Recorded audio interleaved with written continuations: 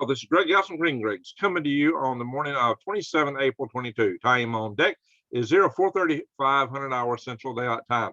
The war has apparently spread or is spreading, so it seems, as there are now explosions that have occurred about 21 hours ago in Moldova.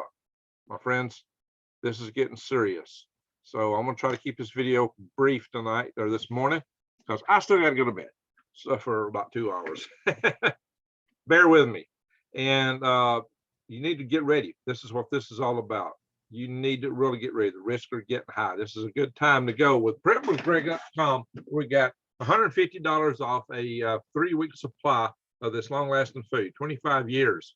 And it has 2,000 calories a day, more than most of the competitors, enough to keep hunger away, like 800 calories often offered.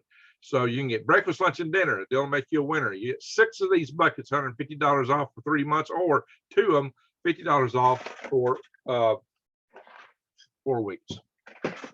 All right, that said, let's get into this. Let's be quick. What happened is within just hours, of Sergei Lavrov basically warning us that, again, about prospective nuclear war with Russia, these explosions happen, just kind of like within, a day of the so-called nuclear drills that Putin had. They went into Ukraine. So these things are going on. In fact, what Lavrov had said was that, he is that stony-faced veteran of Russian diplomacy. He's the minister of foreign defense. He said this about, when interviewed about war risk. He says, the risks are now considerable.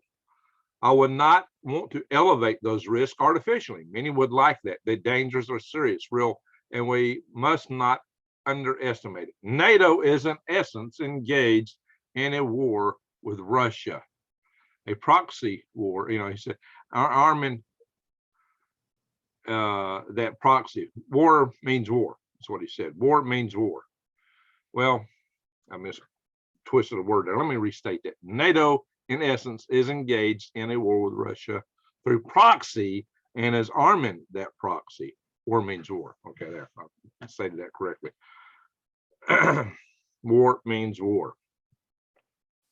What Lavrov is saying is that Russia is at war with NATO. And they have expanded their part of that into Moldova. So make no mistake, this is why I'm telling you the risks are grim. And you may often talk about, well, Russia said they wouldn't use weapons of mass destruction or nuclear weapons unless there was an existential threat to Russia. But when you go back and look at the things they've been calling existential threats, that includes losing this war that they're already engaged in, which they call a special operation, of course.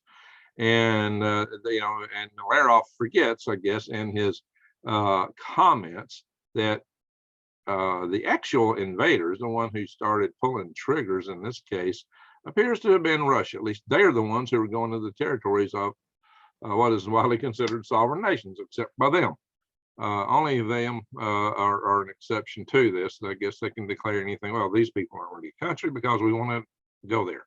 All right, whatever reasons you think, some of you support this activity that they're doing. In fact, about a third of you do. So what I'm going to tell you is that when these explosions occurred in Transnistria, the president of Moldova convened an emergency Security Council meeting. It's not clear whether that Security Council is UN or within his own country, but Security Council is language of the United Nations.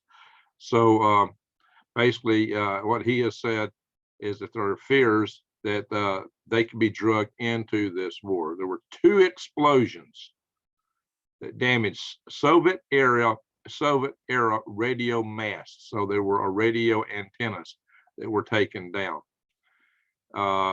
Transnistria's interior minister said the 2 explosions were heard early on Tuesday morning in the village of Mayak in the Gireopol district. Gireopol district. No residents were hurt, fortunately, but the two radio antenna were brought down by this event. So this is kind of like maybe a false flag, a warning shot. That is yet to be determined. But basically what they've said on their end is Ukraine's, I'm not going to go into that. So let's just keep this in mind. I want to make this brief like I promised. I could go in more detail.